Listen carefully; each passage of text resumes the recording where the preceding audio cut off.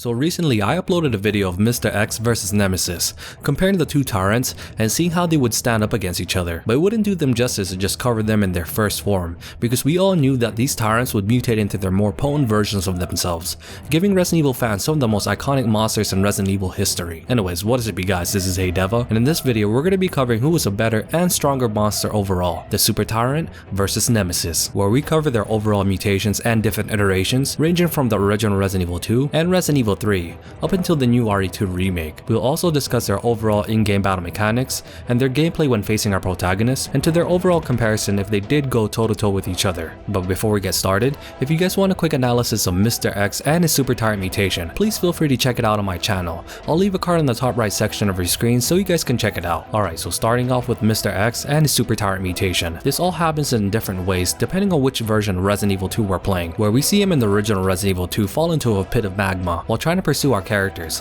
whether they be Leon or Ada, or Claire and Sherry, compared to the new Resident Evil 2 remake, where we see Mr. X pursue Leon during his escape at the Umbrella secret lab, and is eventually damaged due to the many explosions that surrounds him.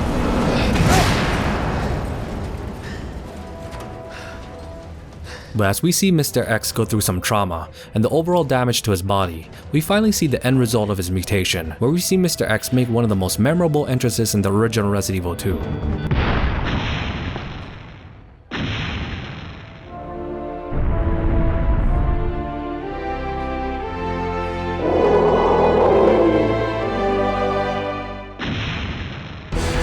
Now showcasing his fully mutated body, highlighting his double claws, and at the same time surrounded by flames, compared to the Super Tyrant entrance in the new Resident Evil 2 remake, where we see him make his way out of a tunnel, showcasing his one side of his body damaged due to the explosion, but this time showcasing his one-sided mutated claw on the right side of his body that's also surrounded by flames, and we see his exposed heart outside of his chest area, which is similar to the Tyrants from Resident Evil 0 and 1. So now with their overall appearance already covered, let's take a look at their in-game battle mechanics during our fight with him in his Super Tyrant form, starting with the original Resident Evil 2's version, where we see the Super Tyrant showcases newfound speed when attacking our protagonist, covering a large distance from one single swipe, which makes him a constant threat, regardless if we made distance during our battle with him, and also he uses his standard slash attack at close range.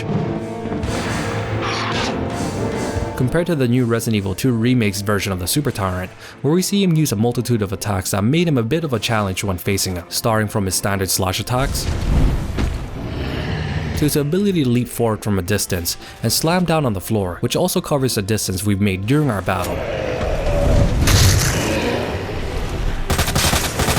But his most devastating attack is when he gives off a massive roar and proceeds to run towards Leon and attempting to do his instant kill move.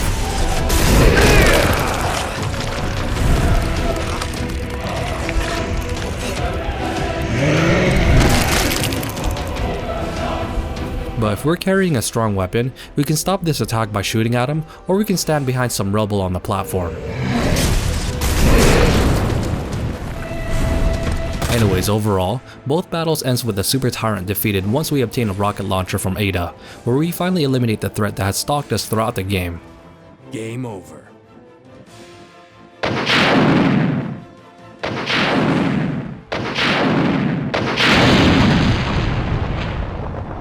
With both versions of the Super Tyrant giving us players something to be wary of, ranging from his multitude of attacks and his overall aggressiveness and speed when facing against him. But now let's cover Nemesis in his second and third mutation, where we see him lose his trenchcoat limiter and showcase his many tentacles.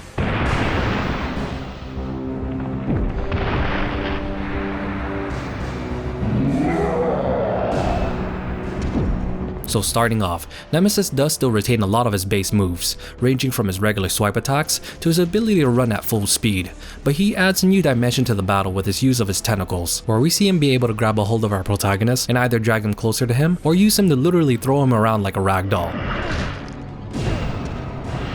Anyway, so now, let's cover Nemesis in his final transformation, where we see him grotesquely different from his previous form, now looking like a massive blob of flesh.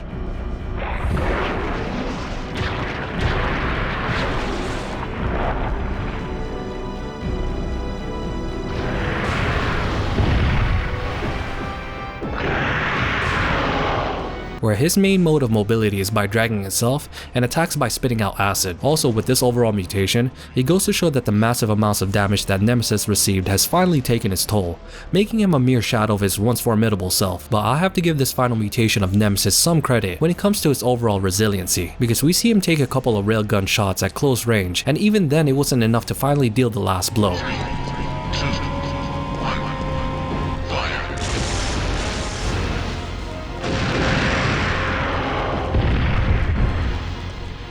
Because it wasn't until we see Jill take the initiative and finally defeat this tyrant for good.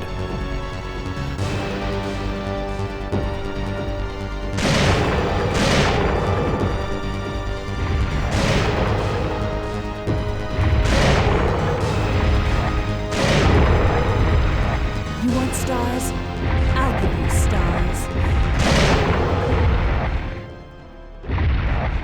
So now, since we covered these two monsters, let's do a quick breakdown on who would win if they faced head-on in their later transformations, starting off with the Super Tyrant in the Remix version versus Nemesis in his second form, where we can see their overall combat mechanics matches up with one another, with the Super Tyrant showcasing his newfound speed and aggression against Nemesis, where we can see him attempt to lunge at Nemesis from afar, or even try to do his instant kill move, but Nemesis may be too quick or versatile to be hit with these attacks from Mr. X, as he can still run at full speed, but can also use his tentacles to grab a hold of the Super Tyrant and drag him like he did with Jill or Carlos. Also, Nemesis in this form with his overall speed and the use of his tentacles from both short and long range may give the Super Tyrant some problems during their face-off. Also, both monsters have displayed superhuman strength as well, which was seen when we saw Nemesis break through the walls at the clock tower area, or when we saw the Super Tyrant break through the large chunks of rubble with one attack. But overall, I would have to give the edge to Nemesis against this remix version of Mr. X's later form. But also on a quick note, that exposed heart of the Super Tyrant also may be a large target for Nemesis to exploit, because we've seen him attack in precision with his tentacles from a distance, but a good example of this is when we see him infect Jill during their battle.